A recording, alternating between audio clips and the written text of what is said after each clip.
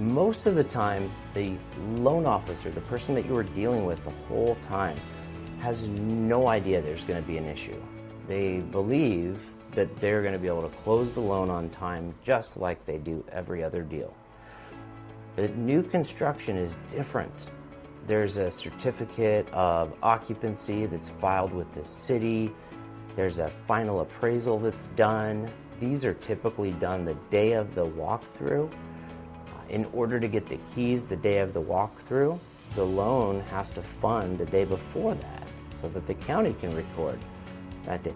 How is it possible to fund the loan before the home is even completed? It's really not. And that's why builders have preferred lenders. They have lender partners. It's twofold.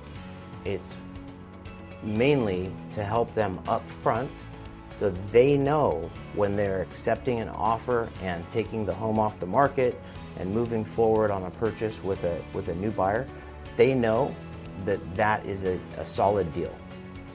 There's just too many lenders out there, too many pre-approval letters out there. They have to know up front that everything is going to close.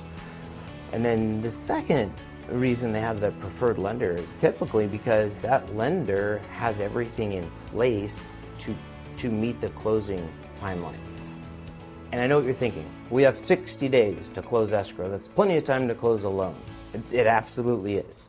That's not the problem. The problem is not getting to the closing date. The problem all revolves around that final last couple of days. It's typically within the last couple of days. For example, one of the big lenders out there, they will require a closing disclosure to be sent out and loan docs to be drawn after the final appraisal is received, okay?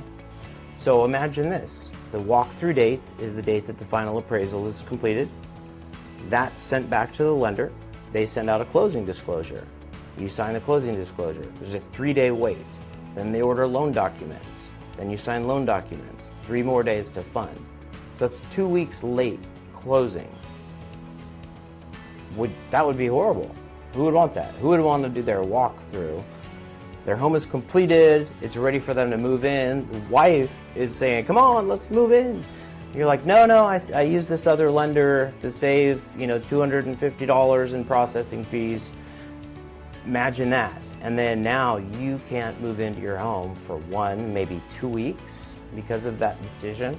So when everyone is saying, hey, use the preferred lender, use the builder's lender on new construction, you really should use the builder's lender on new construction.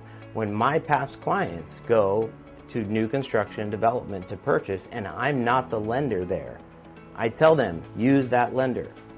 That's what they should be doing. If it's resale, I'm going to help with the purchase. But if it's new construction, we're always advising our clients to use the preferred lender that works with that builder.